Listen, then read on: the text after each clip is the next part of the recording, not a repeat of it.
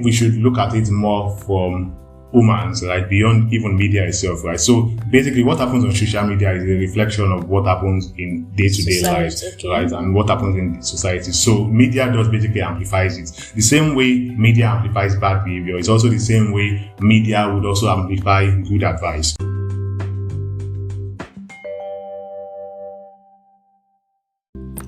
Hi.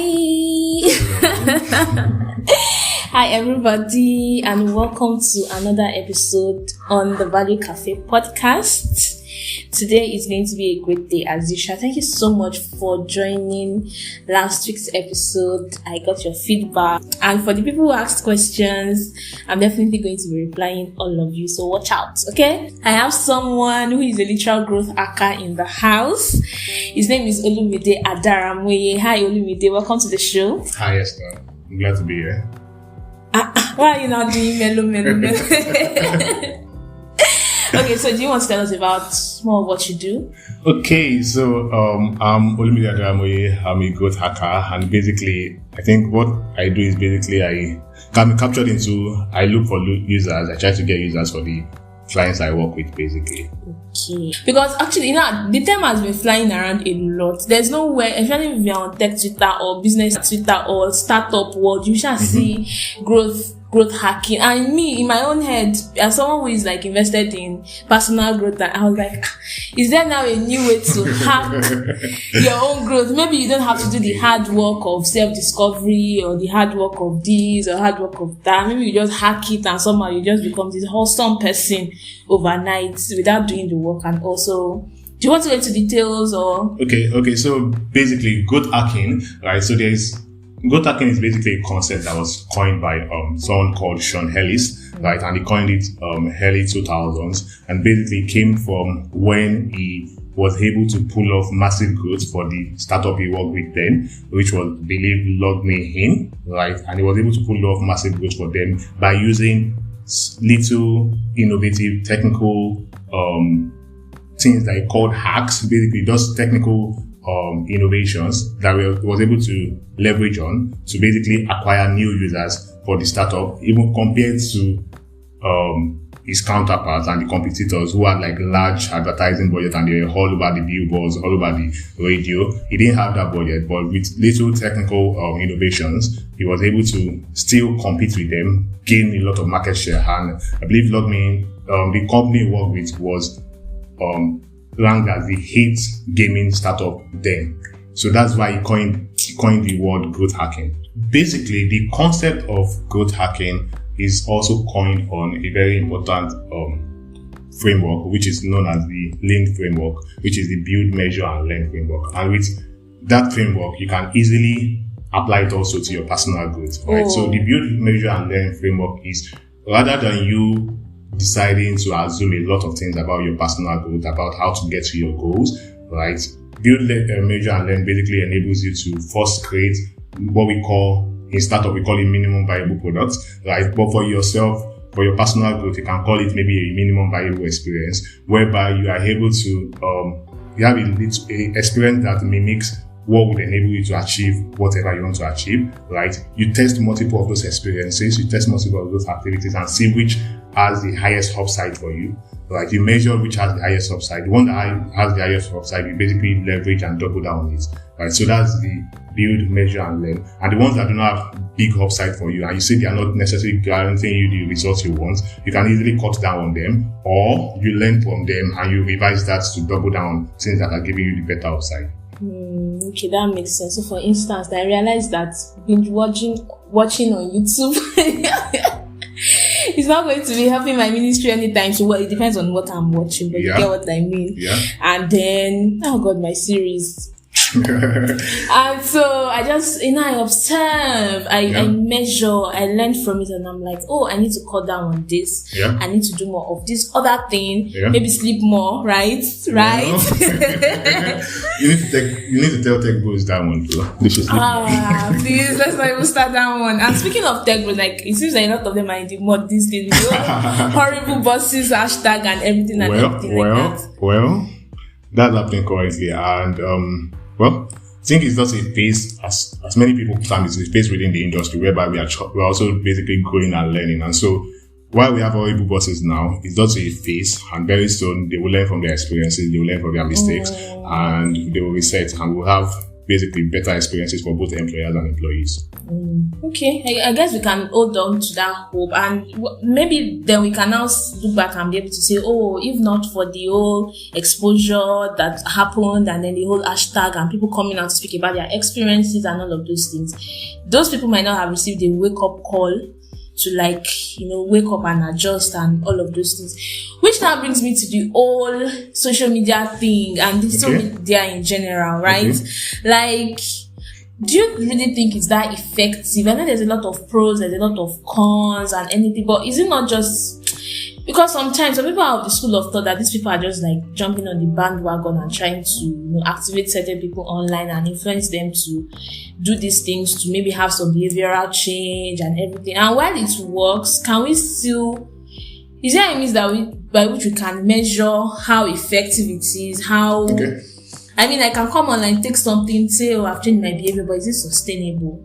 Okay. So, as regards using media and how the roles media has played in behavioral change, I think we should look at it more from humans, right, beyond even media itself, right? So basically what happens on social media is a reflection of what happens in day-to-day life, right, and what happens in society. So media does basically amplifies it. The same way media amplifies bad behavior, it's also the same way media would also amplify good advice, right? So me advising a friend of mine and counseling a friend of mine to basically change their behavior, if I do that on a large scale online, I can also use that to influence a lot of people online. Take for example, there's a media sensation currently, a medical media sensation, who is Dr. Apoko Doctor, right? Yeah. And we've all come to know him as the Apoko Doctor, as the person that tells everybody to drink water, right? Yeah. Everybody knows that you're meant to drink water, but it seems as though we fail to do that simple behavior. We fail to take that simple action because we don't have a sort of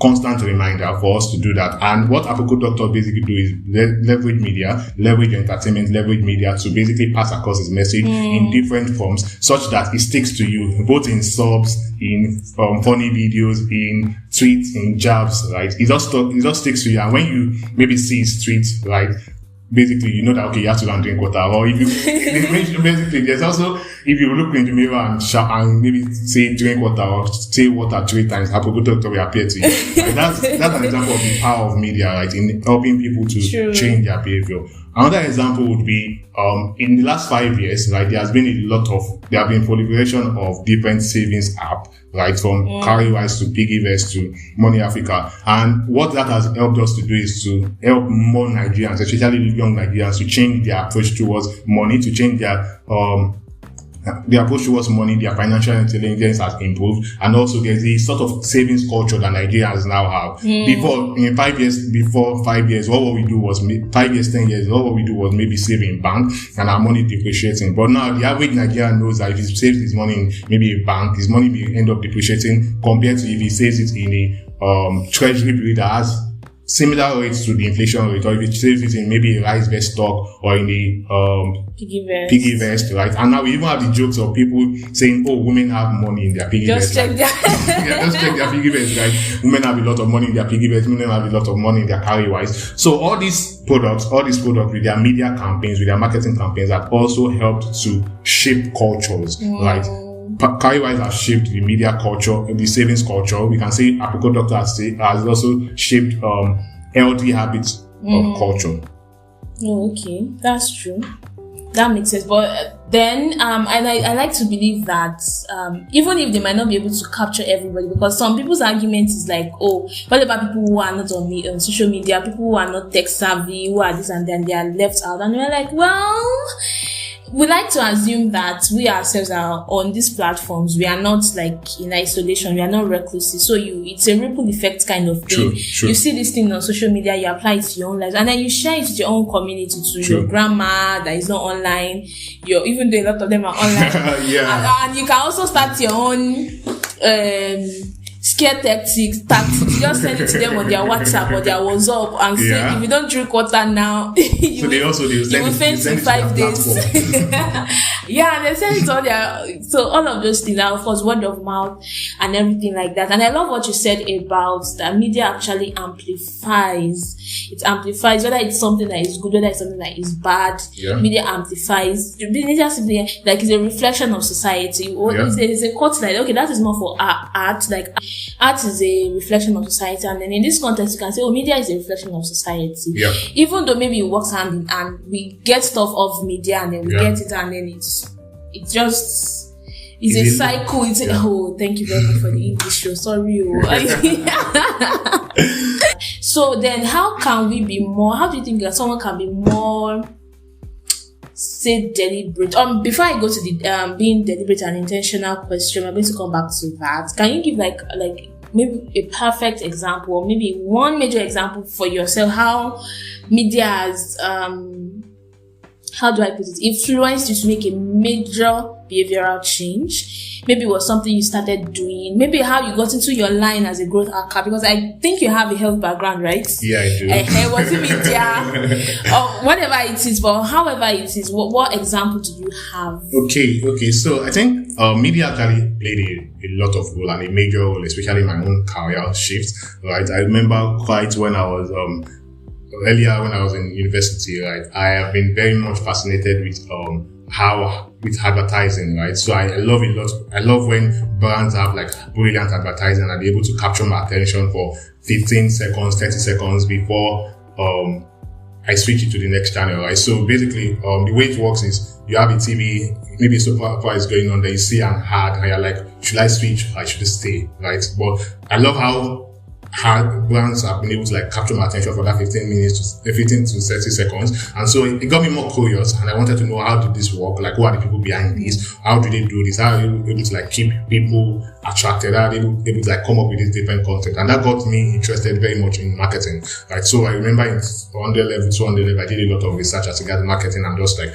reading up on different marketing. And from there, I got to know more marketing people, and I came to realize that a lot of these marketers, like, they didn't necessarily start by going to a marketing school or going to doing the BS in marketing. Most of them in the Nigerian tech space right now, in the African tech space, most of them are like biochemistry majors. They are like therapy majors, physiology majors, psychology majors. And so that like inspired me that, I could actually like make a switch, right, to marketing, to make a switch in marketing and growth without having to be so much concerned about the fact that I'm from a health background. And why not, with even marketing, I can still have very much good influence with health, right? So media basically exposed me. Media basically exposed me to that reality, right? And gave me the confidence and the inspiration to like go for it and just like double down on marketing and growth. And now, if you mention my name, most likely people would relate more to Dara of growth than Dara who is into medicine or into health, right?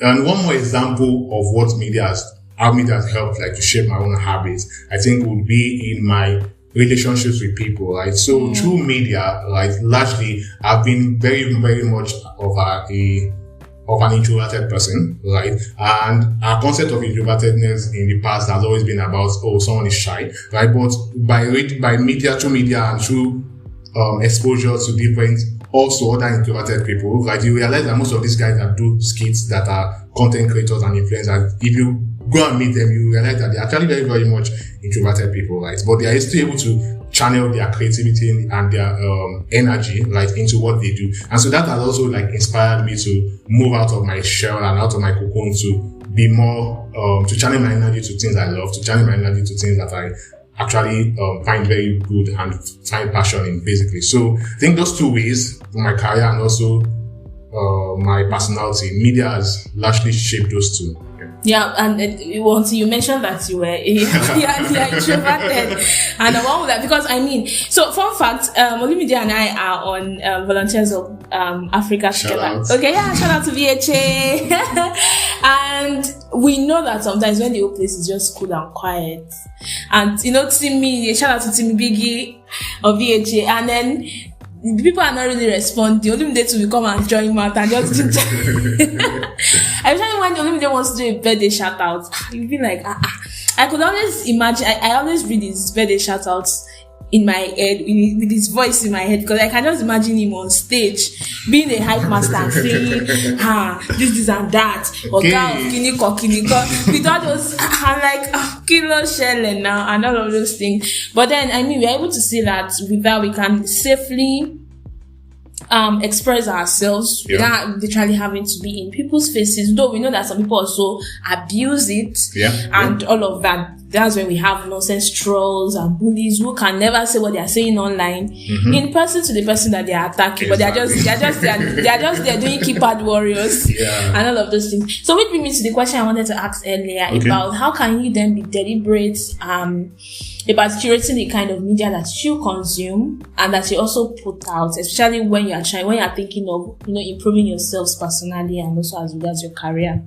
Okay, so as regards you being deliberate about media you push, right? There's a concept that everybody now has been very, very much active about, which is basically personal branding, right? And I think I just want to mention this as a way of explaining what personal branding is. Most people feel personal branding is me putting all of myself on media or social media. However, personal branding may not necessarily be that. Right? Personal branding is basically projecting what you want people to perceive of you on socials or whatever media it is, right? So to be deliberate about what you put on social media starts from knowing what exactly you want people to perceive you as, right? Who exactly do you want people to perceive you as? Do you want people to perceive you as Esther the value adder, or you want people to perceive you as Dara of goods, or you want people to perceive you as maybe Dara the funny guy, right? I don't want people to, even I have different personalities and different expressions to me. My focus and my goals are to be known as a good person, to be known as a good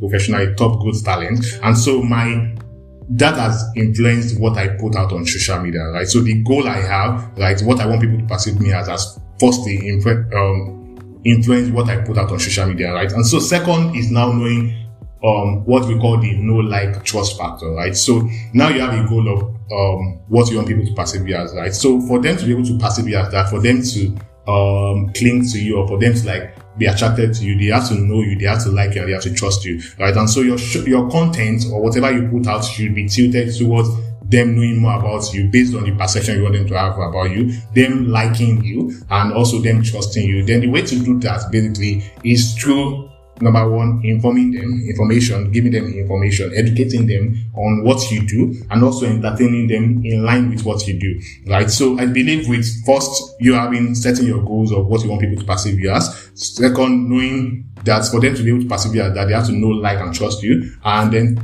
third is creating content as regards informing them on what you do, right? Educating them around things you do or things that you want, the value you create for them, right? And the third, which is entertaining them. I believe with those three, right, leveraging those three, you'll be able to create your own social media towards whatever you want to achieve. Push out there, yeah. How about what you also consume?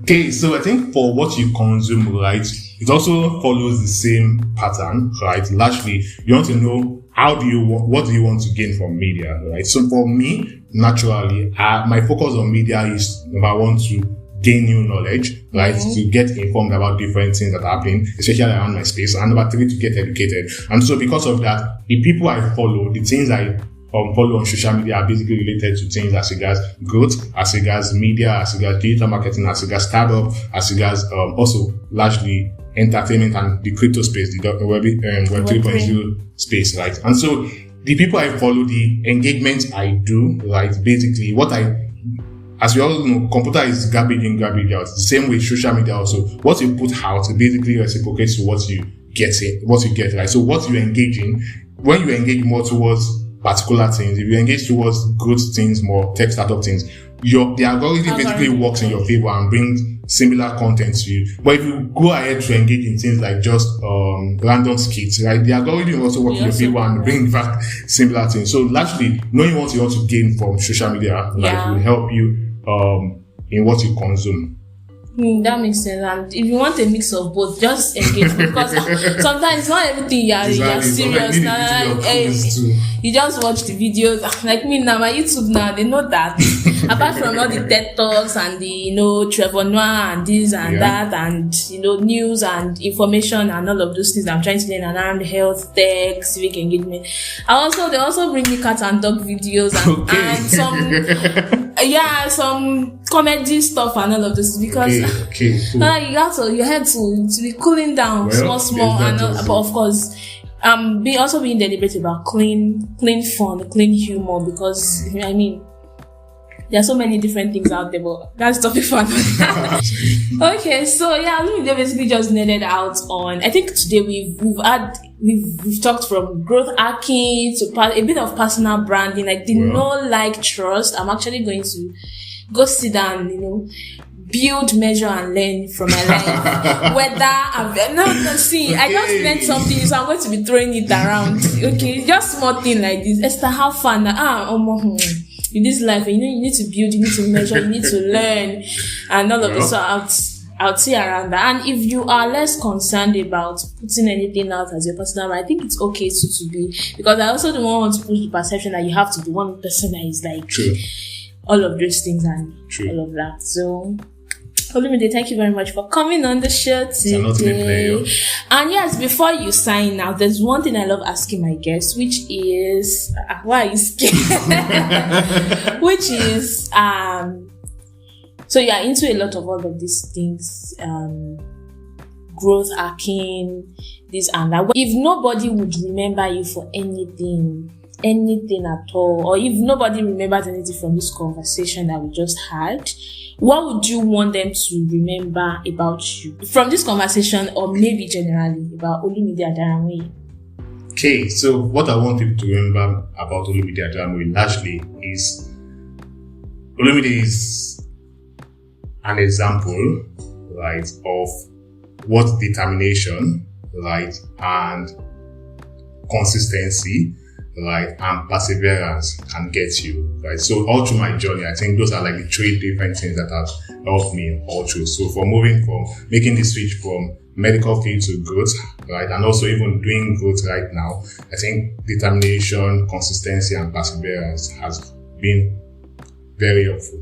Thank you very much. So determination, consistency, and perseverance, core values are the pillars of growth. There's no way I'm not going to mention the growth. So thank you so much, Olumide Adaramoye, aka Dara of Growth. Aka what else? Dara honeycomb. And Dara what? Honeycomb. I don't understand. There's honey dripping now. Hey. Okay, Dara honeycomb. Dara what again? Dara money. Dara that one's come to stay, so I can't when I came in for the recording, I was thinking that I said, Dara, you already look rich. You were saying, but now thank God you have used your own mouth to confirm it. The money should come. I thought the money has come. No, not yet. The money should come. It's growing. All right. Thank you so much for coming on the show today, and thank you guys for listening in. I hope you gain 1 or 2 or 3 or 4 or 5 trend values from today's episode. Do well to invite your friends. Do well to go over it and listen again. You can also join the conversation as you are listening by using the hashtag TVCPod. You can tweet at us, or send a DM or share on Instagram. You can tag us at The Value Cafe on all platforms. You can also send a mail to thevaluecafepod@gmail.com. If you also have any inquiries, you'd love to be on the show, or you have someone or a topic you want to suggest, or you have feedback, or you just want to ask for my account number, you can send that to me on any of these platforms. I remain Esther Oponye, aka The Value Ada, and thank you so much for joining this episode. See you next time. Bye. Bye, guys.